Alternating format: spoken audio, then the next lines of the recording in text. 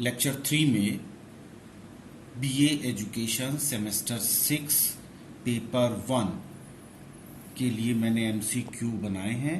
ये उसका तीसरा लेक्चर हम बना रहे हैं। क्वेश्चन नंबर 44 तक बता दिया था, क्वेश्चन 45 से आगे बढ़ रहे हैं।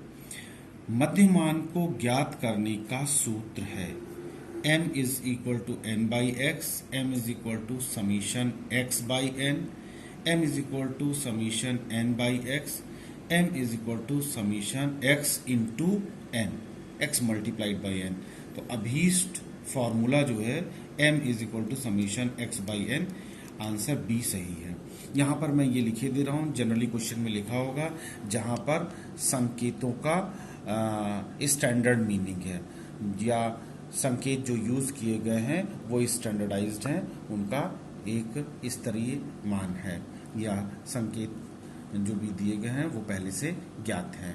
तो लेकिन मैं फिर से यहाँ लिखे दे रहा हूँ, यहाँ पर m का तात्पर्य है मध्यमान, मध्यमान मतलब मीन, समीशन का मतलब है योग, इसको समीशन कहते हैं, x का मतलब है प्राप्तांक और n का मतलब है प्राप्तांकों की संख्या।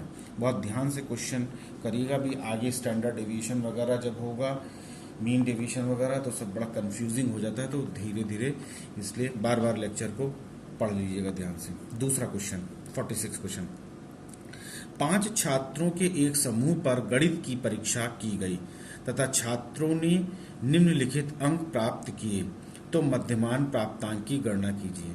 जो 5 छात्र हैं उनको अंक मिले 25, 15, 10, 12, 18।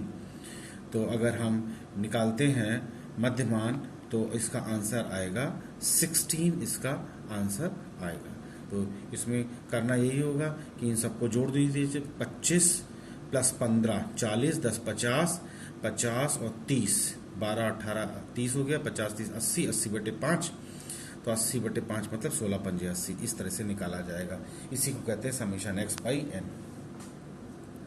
नेक्स्ट क्वेश्चन है, यदि दो समूहों के मध्यमान क्रमशः m1 एवं m2 हों तथा उन दो समूहों की संख्या क्रमशः n1 एवं n2 हो, तो संयुक्त मध्यमान का सूत्र लिखिए या लिखो। तो संयुक्त मध्यमान का जो सूत्र होता है, अभीष्ट सूत्र मैं लिखे दे रहा हूं, m1 n1 plus m2 n2 upon n1 plus n2, यही सही ऑप्शन है, बाकी सब गलत है। एक चीज यहां पर और मैं इंट्रोड्यूस कर दे रहा हूं, ये स्टैंडर्ड नोटेशंस है, संकेत हैं। अब इसी क्वेश्चन में ये तो दो समूह का पूछा गया, अगर 3 समूह हो तो क्वेश्चन में m कंबाइंड क्या बन जाएगा, m1 n1 plus m2 n2 plus m3 n3 upon n1 plus n2 plus n3। एक और क्वेश्चन मैं बना दे रहा हूं, यहां पर ये एक तरह से 2 क्वेश्चन और बढ़ जाएंगे। अगर इसी तरह से n मध्यमान दिए हों, n नंबर ऑफ मध्यमान दिए हों, तो m कंबाइंड निकालने का फॉर्मूला क्या हो जाएगा, बहुत ध्यान से सुनिएगा, m1 n1 plus m2 n2 plus m3 n3 plus m4 n4। अब आगे dot dot dot plus n तक जितना हो, 10 तक हो तो m10 n10, 20 तक हो तो m20 n20, divided by n1 plus n2 plus n3 plus n4 dot dot जितना हो, n10 तक हो तो n10, n20 तक हो तो n20। इस तरह से ये फॉर्मूला बन गया संयुक्त मध्यमान ज्ञात करने का।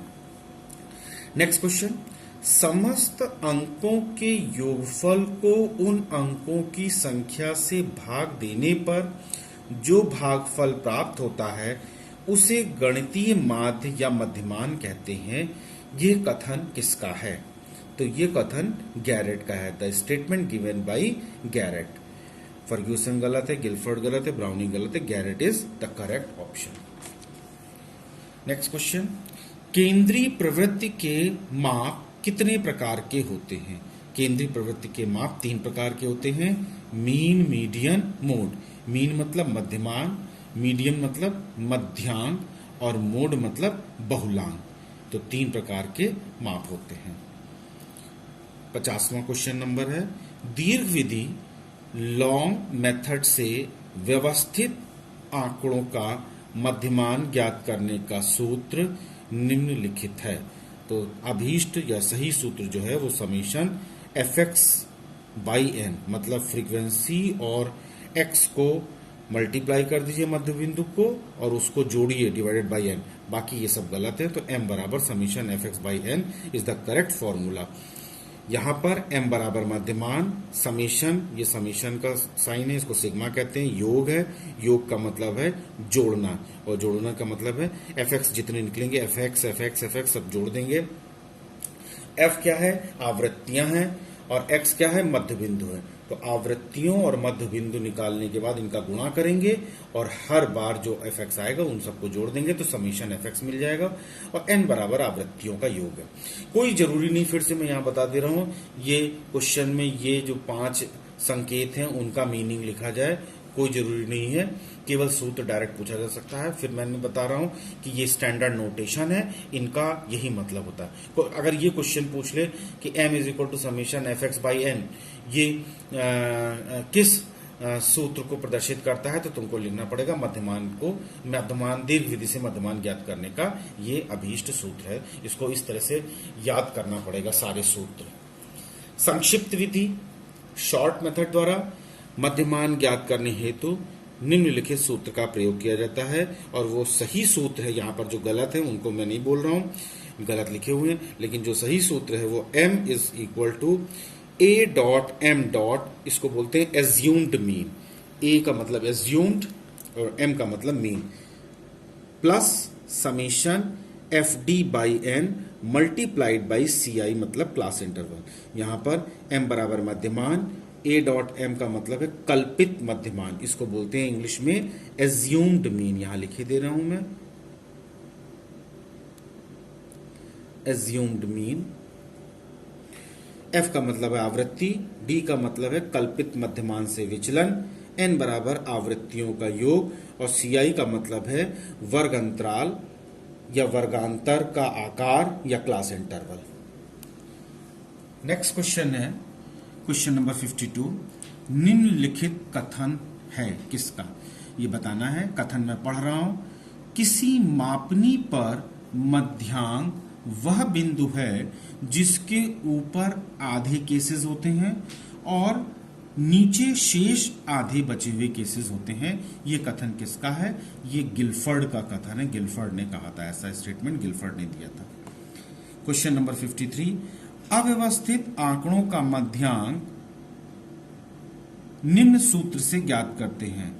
किस सूत्र से ज्ञात करते हैं मध्यांक, मध्यांक को MDN से रिप्रेजेंट करते हैं, इसका मतलब होता है median. Median is equal to n+1 divided by 2 होता है, ये सही सूत्र है, बाकी सब गलत है। MDN का मतलब है मध्यांक और n का मतलब है प्राप्तांकों का योग।